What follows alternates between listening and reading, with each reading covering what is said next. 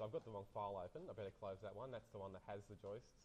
And so here we are, where we've got the file that's just up to the stage with the windows. And so I'm in my ground floor plan, and right away I'm going to go to my ceiling plan and make sure I can see things that are within the range between this level and the level above. And so just in view properties, I'm going to check that. Hopefully all I need to do is check it. So just going to edit next to view range, and then you can see that it's already got the top set to the level above, and then the offset 0. So that's actually a good setting. And so I know a lot of people have trouble when they go to work with ceilings because they don't show up properly at first, and then the lights won't show. But that's usually because you'll have made a level for the ceiling. And that's what we did in the last project, because it was only, there's only one story at first anyway, but often, especially if it's multi-story, you don't need a level for the ceiling. And it makes it better when you're doing this, because it'll just pick up the level above, which should be another floor level, and then your view range is already set up properly. So I don't need to change anything here. I could bring the cut plane down maybe to, I don't mind picking up my doors, so 2000. I might change that, but otherwise I don't really need to change anything there. But you should check it just to make sure you'll see what you're loading. And so now I'm going to place my family just using component, and then load family, and it's in the on the P drive in Interior Design, CAD 2, Brief 2, and it's called Adjustable Box. So I'll open that, and then you can see here I've got an option of placing or putting an offset straight away.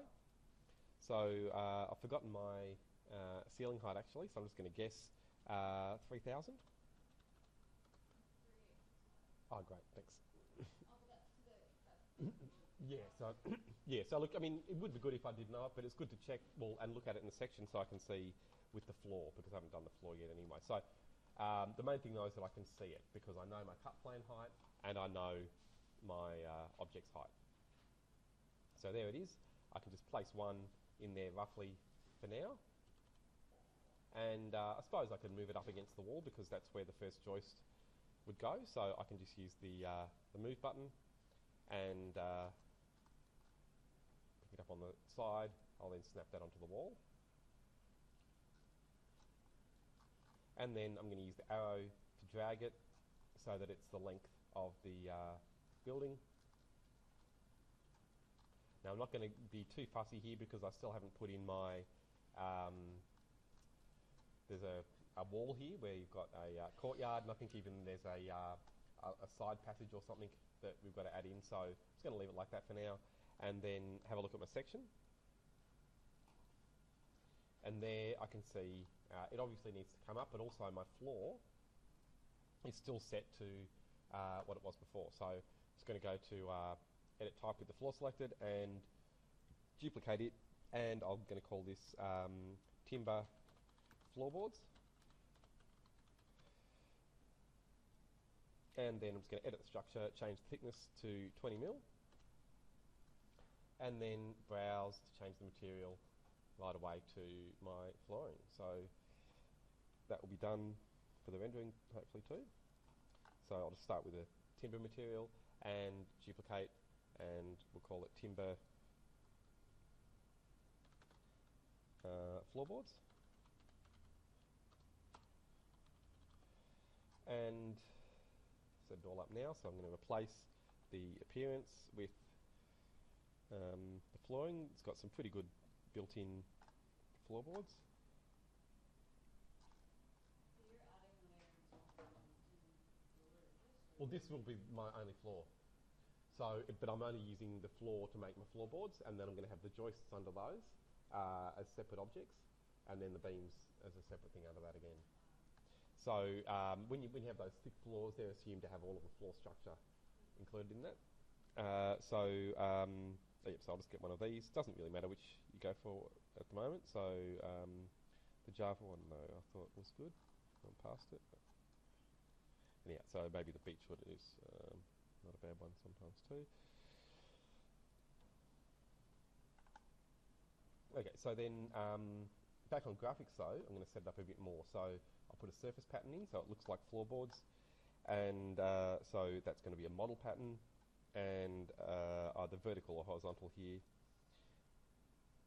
Probably is actually better vertical. So I don't have a vertical pattern the size I want, so I'm going to go to new and make it just 150mm vertical, and then the angle 90, and then the spacing obviously 150. Got a new pattern there, and so I mean, just so it's not clear when to use model or drafting, essentially for surface patterns you should use model all the time, so you don't need to think too much about it. For cut patterns, drafting is the only option.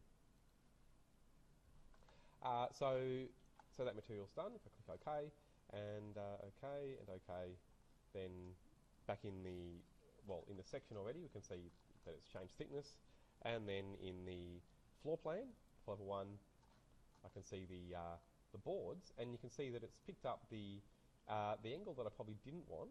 Well, you never know. Maybe when they did do this flooring, they might have picked it up from the wall over here, but I doubt it. It probably would have come from the wall at the bottom.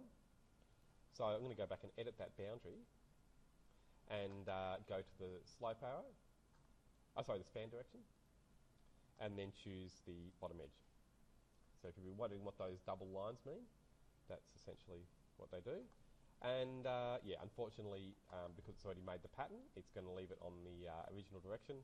So you can manually change that by then selecting the pattern using tab. So I'm just going to use tab to do that, and just select any of those lines, it doesn't matter which. And then using rotate, I can just leave the base point where it is and pick up an angle along that line that I've selected, and then I can bring that around, and it's fairly easy to get that to snap to be horizontal. So you can adjust any patterns that you have in Revit that way. And then going back into my ceiling plan, you can see it's still got the underside actually showing there, and that should go around the other way too. So I'm going to fix that while I'm at it, and it's probably good to see it again. So it doesn't need to be selected, just using tab. You should be able to highlight one of those boards, then click rotate, snap, really important that you pick it up on the angle of the one that's selected, and then bring that around to horizontal. Right, so that's a useful thing, because in the ceiling plan you should be able to see the floorboards as well in between your joists. So that'll be a good thing. And then going into my section now, I can see the joist down there on its own under the floor, and if I change the scale to 1 to 50, it'll give me maybe more appropriate line weights. I'll give you an idea how, or the effect of line weights at different scales. So I know it's tempting just to go to thin lines so you can see everything clearly, but it's also good to remember this is what will happen when it prints, so you want to make that display work for you. And so it's not just the line weight, it's also the material. So I'm going to look at that. If I select this and then again edit type, we've got timber existing is the material, which I'd say, yep, in the project is different. So it's set here. Timber existing is the material it had in the family, but that same material in this project is different, and I've got to go and change it. So it's solid fill for the cut pattern, which for timber maybe is a bit too much. So for timber, a crosshatch is fine, so I'm just going to use that, and it should be a lot easier then to read.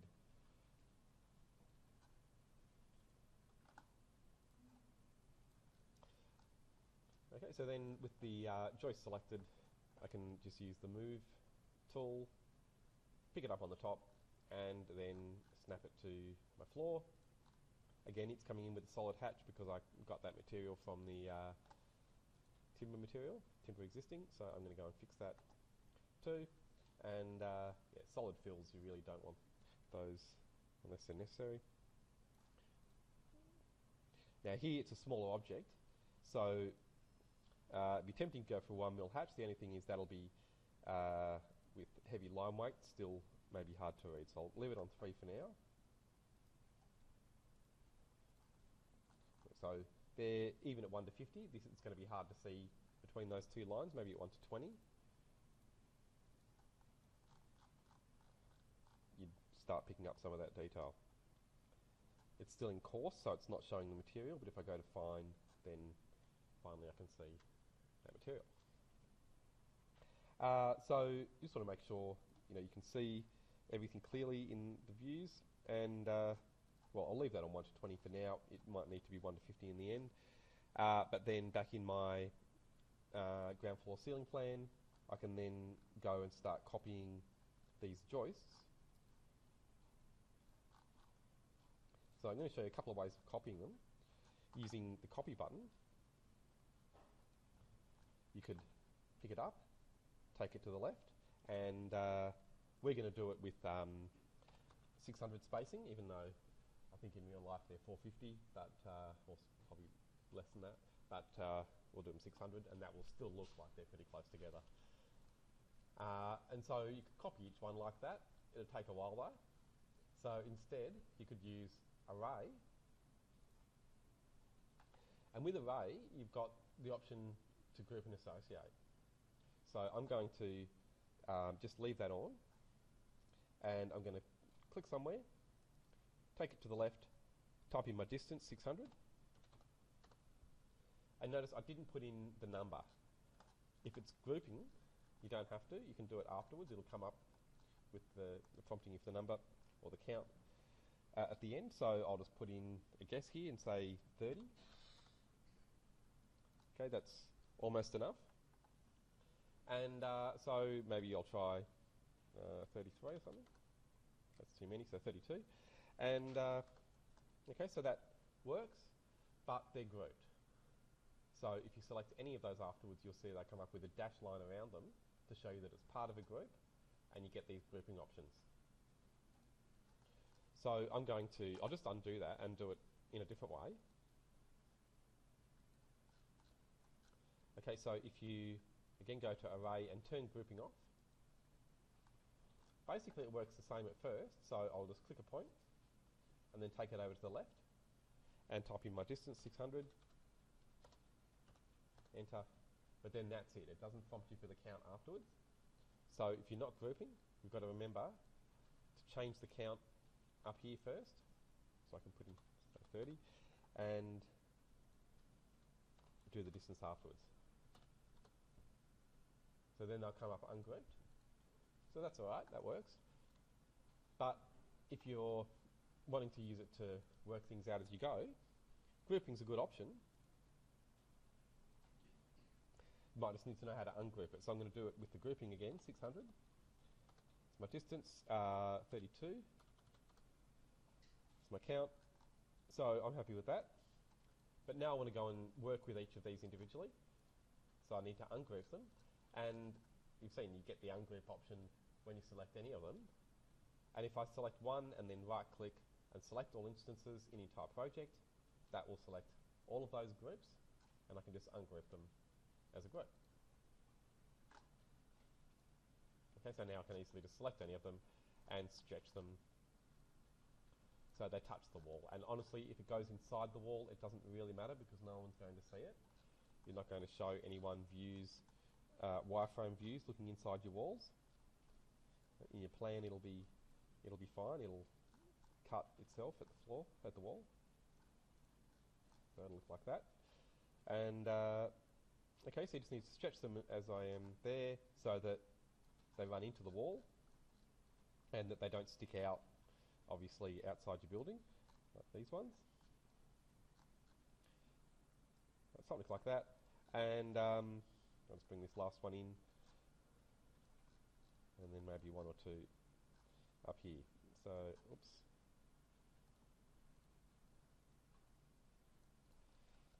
Okay, so you'll find if you go to the Structure tab, there are structural joists that basically you can use either beam systems or beams for, and they're even called joists, and there are timber joists in there that work pretty well.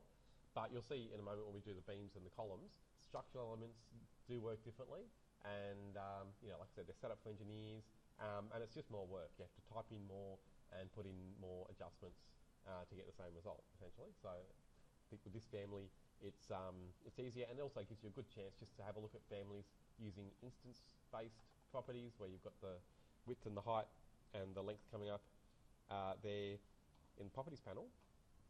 And notice also that you can stretch the length and the width, but not the height.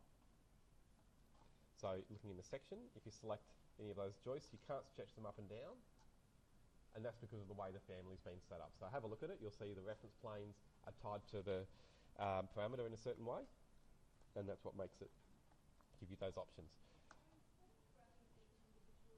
Yep. Yep. No, unfortunately, no. So no, yeah, so if they were lines or something, you could trim, and it'd work that way. But because they're 3D objects, we've got to stretch them, unfortunately. But it still doesn't take too long, and then once you've done one story, then you can easily duplicate them all onto the next. So I'd recommend, I'll just do a couple here, and then, so I'd recommend that you just get rid of any floors that you have on the higher levels, okay, like these, and then, well, even though the top wouldn't be timber, we'll say for now it is, and then it probably still has the joists. Yeah, and in fact, maybe it is timber even. So anyhow, if you've got the floor and the joist selected, it's probably better to copy it in the plan from that level, the ceiling plan, and then paste, align to selected levels, and then just select the two levels above. Sorry, level 2 and roof, not parapet.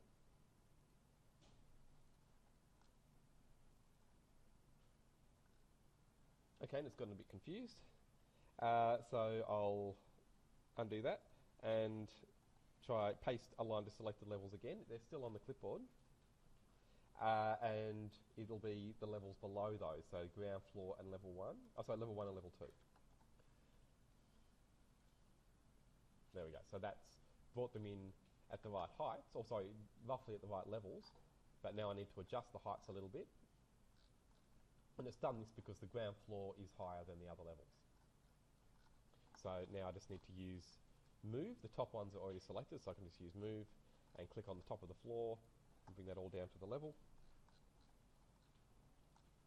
The joists and the floor for the middle level, I'll need to go to the level 1 ceiling plan.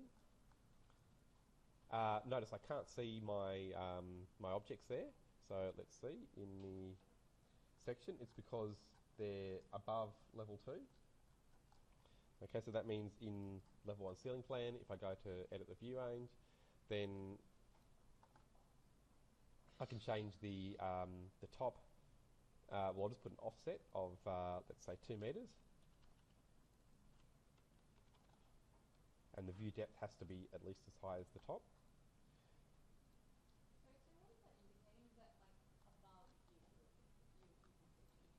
Yeah, it's above this level, above level 2.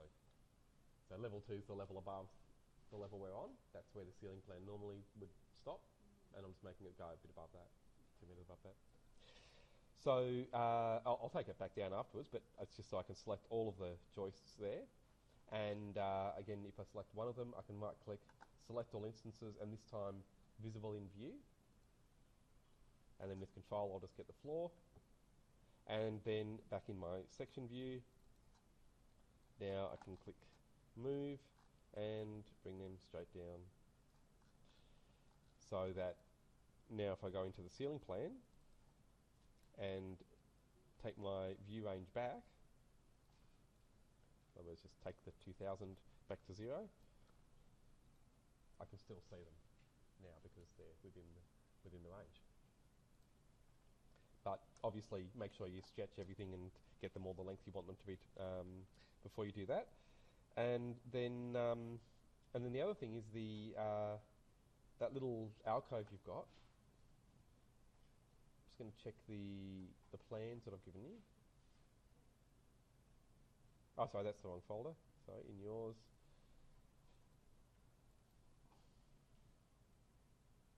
So I know that in this plan, it's at least got those walls for that courtyard. But then in some of the older plans that I thought I'd put here as well, maybe not. No, I might have to dig that out. Does anyone remember seeing a plan that had a little doorway and some changes here? No. No, so I'll dig that out. There's an older plan that shows a little passageway coming out the side here, and it'll just be a nice thing to have in there, so it's not such a boring wall, that one.